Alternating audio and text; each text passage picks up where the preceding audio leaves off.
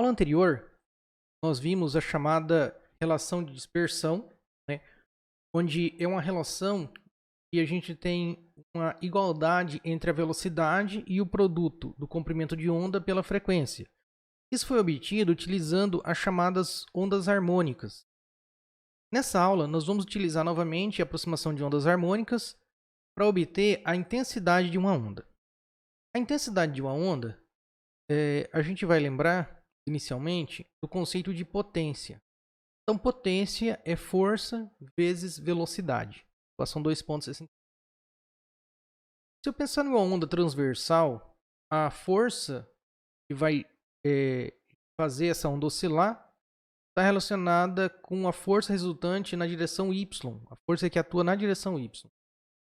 E essa força ela pode ser dada por menos atração vezes o seno do ângulo. Na aproximação para ângulos muito pequenos, nós temos que o valor do seno é igual ao valor da tangente, ou seja, o seno de θ é igual ao tangente de θ. Logo, eu posso escrever que a força é menos a atração vezes a tangente de θ.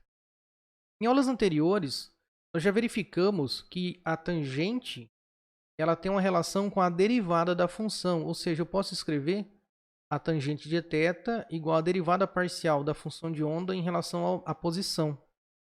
Logo, substituindo a equação 2.68 na equação 2.67, nós chegamos na equação 2.69.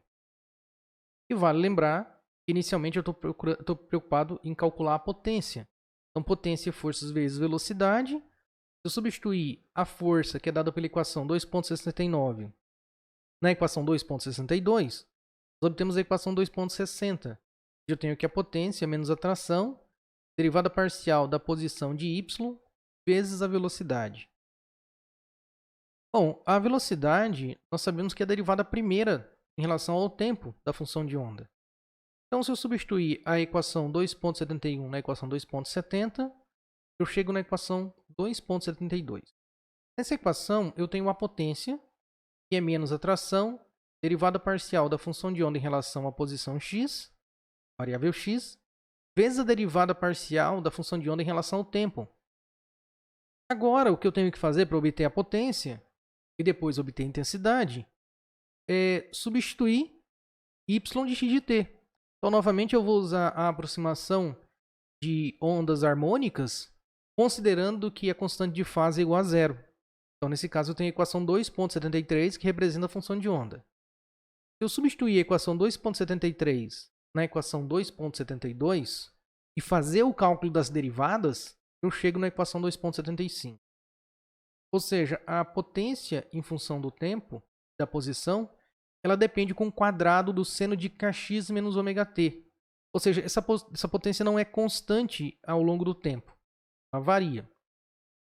Então, o que eu estou interessado em calcular, e o que eu vou chamar de intensidade aqui, é a potência média. Ou seja, eu quero calcular o valor médio dessa potência em relação ao tempo e à posição e tirar um valor médio, que é o que interessa para a gente aqui. Então, se eu for calcular o valor médio, né, eu vou calcular o valor médio sobre seno ao quadrado de kx menos ωt, equação 2.77. Para calcular esse valor médio, eu poderia usar uma integral, para fazer a integral, ao longo de um período de oscilação, por exemplo, ao longo de um ângulo de fase, kx menos ωt, mas eu vou pensar na representação gráfica. Por quê? Aqui eu tenho o gráfico de seno ao quadrado de kx menos ωt. Então, a função seno quadrado ela varia de 0 até 1. Esse é o gráfico da função seno quadrado. Logo, se eu quero o valor médio, o valor médio vai ser meio. Então, o que eu vou fazer? Na equação 2.77, eu vou trocar aquele valor médio de seno de kx ao quadrado, menos seno de kx menos ωt ao quadrado, vou trocar ele por meio, e aí chego na equação 2.78. Então, essa daí representa a intensidade, que é a potência média de uma onda harmônica.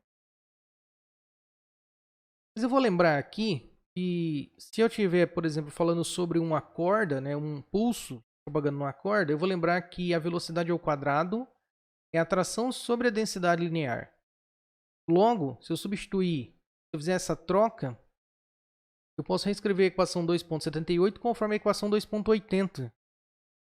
E aí, se eu lembrar mais uma vez que o produto KV, que aparece na equação 2,80, pode ser escrito como a frequência angular, então eu vou ver que a intensidade ela é meio da densidade linear vezes ômega ao quadrado vezes amplitude ao quadrado.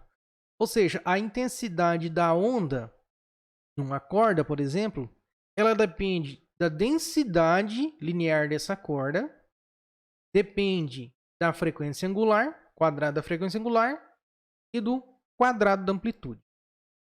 Qual que foi o objetivo de obter essa expressão aqui? Essa expressão ela vai ser usada na próxima aula, onde a gente descrever um efeito muito interessante que as ondas apresentam, que é a interferência de ondas. Então, na próxima aula, nós vamos ver a demonstração desse fenômeno, do ponto de vista experimental. Eu vou apresentar um experimento em que a gente pode observar a interferência de ondas. E depois, na aula seguinte, nós vamos fazer a descrição matemática utilizando esse conceito de intensidade que obtemos nessa aula.